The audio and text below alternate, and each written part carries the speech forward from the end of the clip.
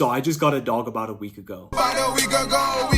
Here's a picture and a video of her. Unfortunately, I couldn't bring her down to my basement because she's still learning the house and is a little bit afraid of coming down here. Getting my new dog has been nothing short of amazing, and I'm super glad that I got her. But with that being said, taking care of her has been nothing short of hard work. She needs to be let out at least 4 to 5 times a day, needs to be constantly interacted and played with, needs to be walked, needs to be fed. And on top of that, we just took her to her grooming appointment today, and we just enrolled her in training classes for tomorrow, and we have to take her every single week. And on top of that, we have to reinforce everything she learned into the training and reinforce it all week so that she doesn't forget it by the next session. I can't really live that quote-unquote bachelor life that I used to, of kind of doing whatever I wanted when I wanted. All of the same responsibilities and duties that I had before, I still have now.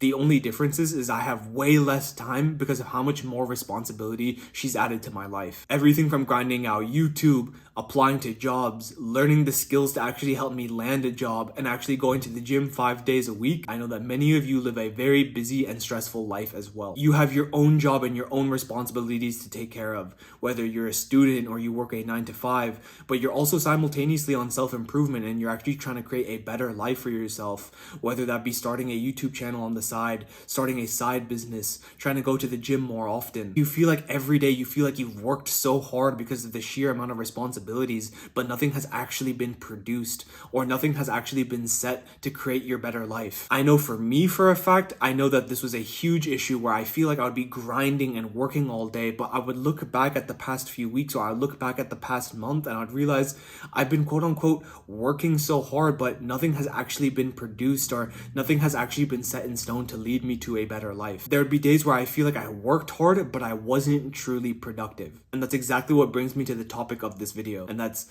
don't work hard, be intentional. Intention beats action every single day of the week. Right now, many of you in your day-to-day lives are nitpicking the smallest details in your life that do not matter. Everything from what should I wear today? What should I eat for lunch or dinner? What font should I use for this presentation?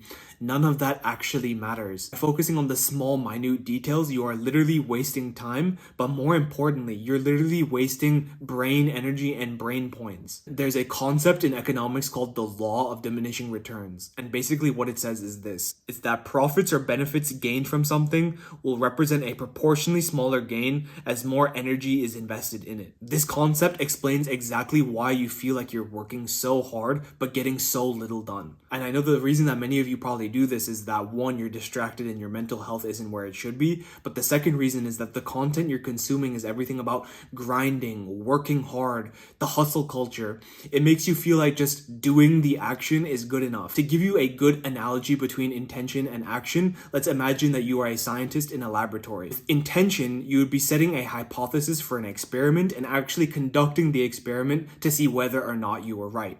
Whereas action would literally just be you showing up to the laboratory and pouring a bunch of stuff into a vial and hoping something comes out of it. In the second scenario of taking action, you're going to find yourself for 8 hours just randomly pouring something and hoping something comes out of it. You're going to feel so mentally drained and fatigued from putting so much effort, but also getting so little done. With intention, you've set out a goal that you want to accomplish in a certain amount of time. And that's exactly how you have to live. So to give you a more practical solution, this is what you need to do. Every single night when you're creating your to-do list, you need to not only list out every task, but you also want to list out exactly what you want to get done in each task.